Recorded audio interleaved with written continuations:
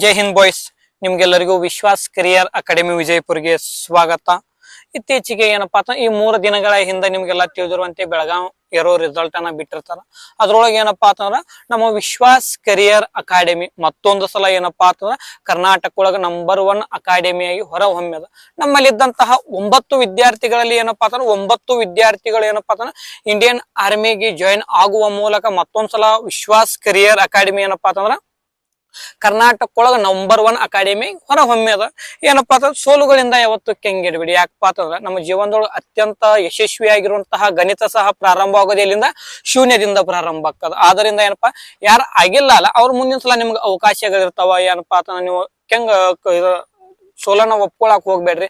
ಆದ್ರಿಂದ ಏನಪ್ಪಾ ಅಂತ ನಮ್ಮ ವಿಶ್ವಾಸ್ ಕರಿಯರ್ ಅಕಾಡೆಮಿ ಇನ್ನೊಂದ್ಸಲ ಪ್ರೂವ್ ಮಾಡ್ಯದ ಏನಪ್ಪಾ ಅಂದ್ರೆ ನಂಬರ್ 1 ಅಕಾಡೆಮಿ ಅಂತ ಹೇಳಿ.